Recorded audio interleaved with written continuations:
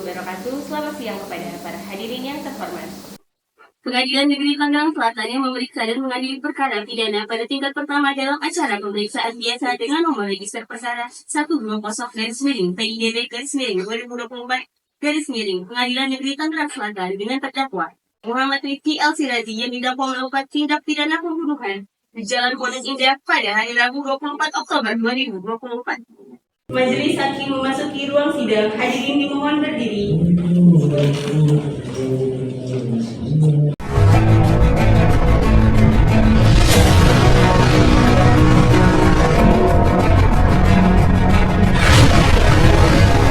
Hadirin dipersilakan duduk kembali. Sebelum persidangan dimulai, diharapkan kepada seluruh peserta sidang untuk menonaktifkan segala jenis alat telekomunikasi untuk memperlancar jalannya persidangan. Pengadilan Negeri Jakarta Pusat yang memeriksa dan mengadili perkara pidana pada tingkat pertama dalam acara pemeriksaan biasa dengan nomor register perkara 120-PIDB-2024-PN Tangsel dengan terdakwa Muhammad Rifki El Sirazi yang didakwa melakukan tindak pidana pembunuhan di Pondok Indah pada hari Rabu dengan ini dinyatakan dibuka dan terbuka untuk umum. Agenda sidang hari ini adalah pembacaan dakwaan kepada jaksa penuntut umum. Apakah terdakwa sudah siap dihadirkan ke dalam persidangan? Sudah siap majelis? Kalau begitu, jaksa penuntut umum silakan menghadirkan terdakwa ke ruang sidang. Kepada saudara terdakwa, silakan masuk ke dalam ruangan.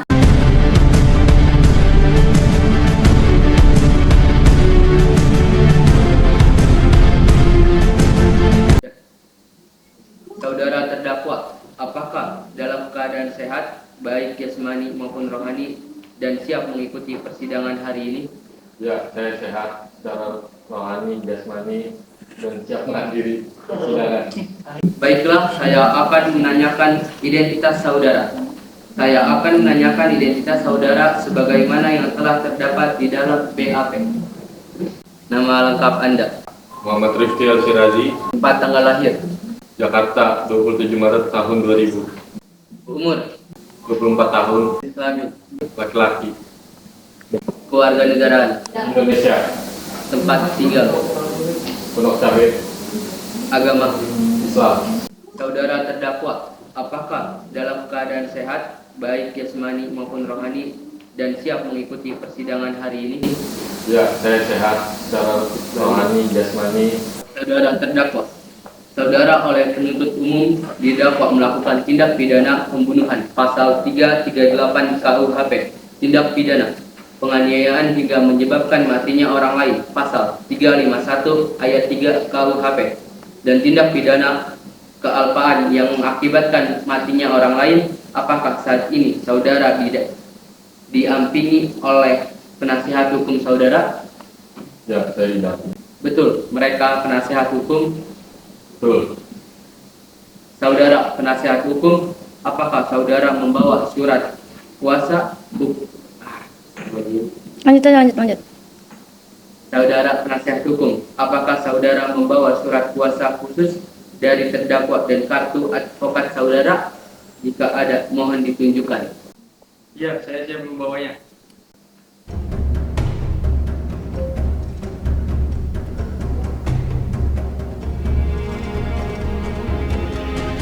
Tapi lama ya, jangan.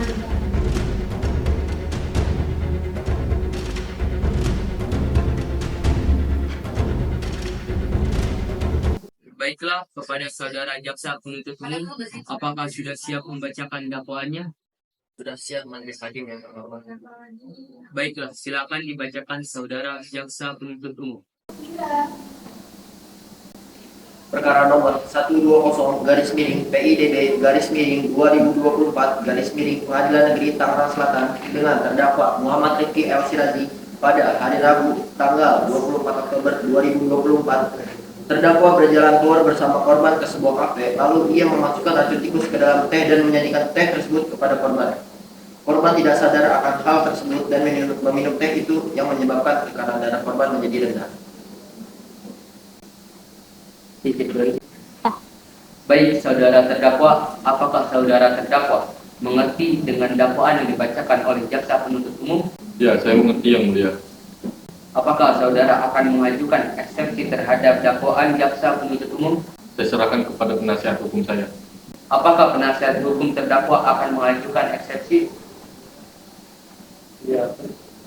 Baik, karena penasihat hukum tidak mengajukan eksepsi, maka sidang kita lanjutkan dengan pemeriksaan alat bukti dan saksi.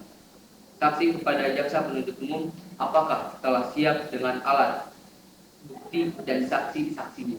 Pada jaksa penuntut umum, apabila ada, persilahkan menunjukkan alat bukti.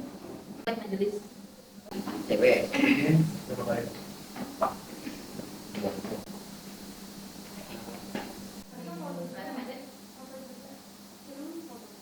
Setelah jaksa penuntut umum, selanjutnya apakah jaksa penuntut umum sudah siap untuk menghadirkan saksi-saksi di persidangan ini?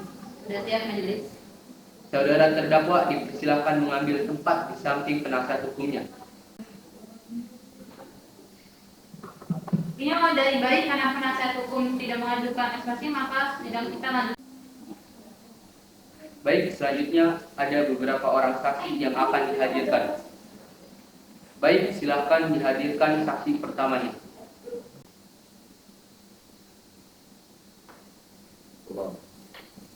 Baiklah, saudara saksi, apakah saudara dalam kesehatan sehat jasmani dan rohani dan siap untuk memberikan keterangan dalam persidangan hari ini? Iya, saya sehat dan siap. Baiklah, saya akan menanyakan identitas saudara sebagaimana terdapat di dalam BAP dan saya minta saudara menjawabnya dengan jelas. Nama saudara, Muhammad Salim, umur, 24 tahun, kewarganegaraan, Indonesia, tempat tinggal, Pondok Cabe Ilir, agama. Islam. Baiklah, sebelum saudara memberikan keterangan di persidangan ini, menurut undang-undang saudara harus bersumpah atau berjanji. Terlebih dahulu, untuk itu saudara bersedia sumpah atau berjanji? Siap, saya bersedia berjanji majelis. Kepada petugas rohaniawan agar mengambil tempat.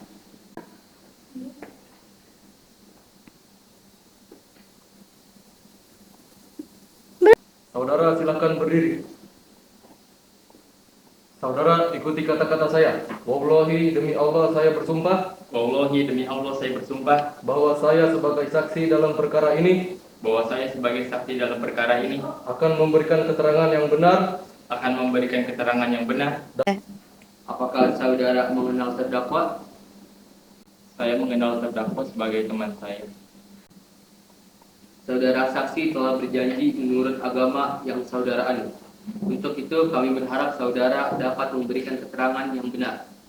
Karena apabila terbukti saudara memberikan keterangan palsu, maka saudara dapat diancam dengan pidana penjara selama-lamanya 7 tahun.